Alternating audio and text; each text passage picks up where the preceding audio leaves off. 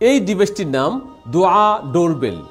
আমরা যখন ঘরে প্রবেশ করি বা ঘর থেকে বের হই প্রায়ই দোয়া পড়তে ভুলে যাই।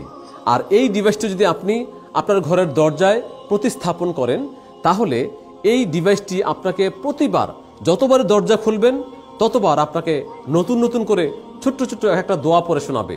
তাওয়াক্কালতু আলাল্লাহ, আল্লাহু আকবার কাবীরা। এই ডিভাইসের মধ্যে রয়েছে 25টি দোয়া।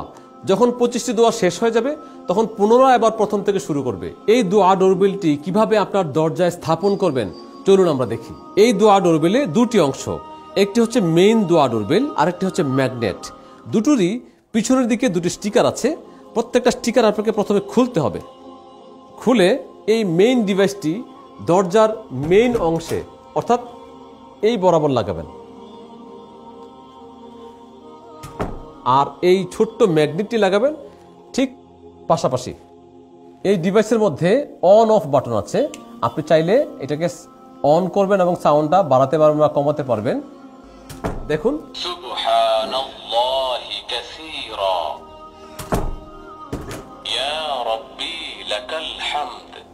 আপনার ঘরে বাচ্চারা বা আপনি যারা আছেন ঘরকে বরকতময় করে তুলবে এই ডিভাইসটি, এবং সবাই এই ছোট ছোট বরকতময় দোয়াগুলি সহজে মুখস্থ করে ফেলবে ইনশাআল্লাহ। এই ডিভাইসটি একবার চার্জ দিলে টানা 1 মাস চার্জ থাকবে।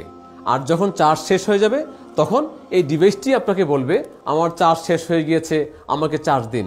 তখন আপনি দরজা থেকে এইভাবে খুলবেন। খুলে এই যে দেখুন টাইপ সি পোর্ট আছে, আপনি 3 ঘন্টা চার্জ দিবেন এবং এইভাবে দরজা আবার লাগিয়ে দিবেন।